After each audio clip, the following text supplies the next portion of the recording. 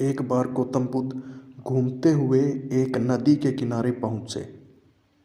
वहां उन्होंने देखा कि एक मछुआरा जाल बिछाता और उसमें मछलियां फंसने पर उन्हें किनारे रख दोबारा जाल डाल देता। मछलियां पानी के बिना तड़पती हुई मर जाती। बुद्ध यह देखकर द्रवित हो गए और मछुआरे के पास जाकर बोले, भैया, तुम इन निर्दोष मछलियों को क्यों पकड़ रहे हो?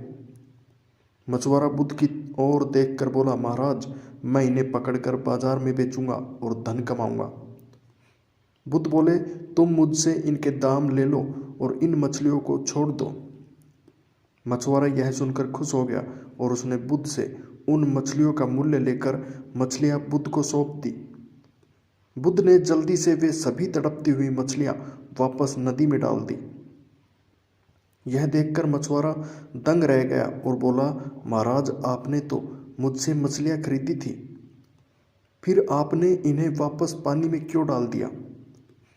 यह सुनकर बुद्ध ने कहा, ये मैंने तुमसे इसलिए खरीदी है ताकि इनको दोबारा जीवन दे सकूं।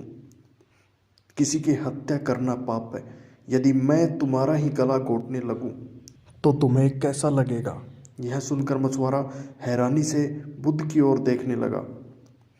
बुद्ध बोले, जिस तरह मानव को हवा और पानी मिलना बंद हो जाए तो वह तड़प तड़प कर मर जाएगा, उसी तरह मछलियां भी यदि पानी से बाहर आ जाएं तो तड़प तड़प कर मर जाती हैं। उनमें भी सांस है। उनको तड़पते देखकर तुम कठोर कैसे रह सकते हो? बुद्ध की बातें सुनकर मछुआरा लज्जित हो गया और बोला, महाराज, आज आपने मेरी आंखें खोल दी। अभी तक मुझे यह काम उचित लगता था, पर अब लगता है कि इससे भी अच्छे काम करके मैं अपनी आजीविका चला सकता हूँ। मैं चित्र भी बनाता हूँ। आज से मैं चित्रकला से ही अपनी आजीविका कमाऊंगा। इसके बाद वह वहाँ से चला गया और कुछ ही समय में प्रसिद्ध चित्रकार बन गया।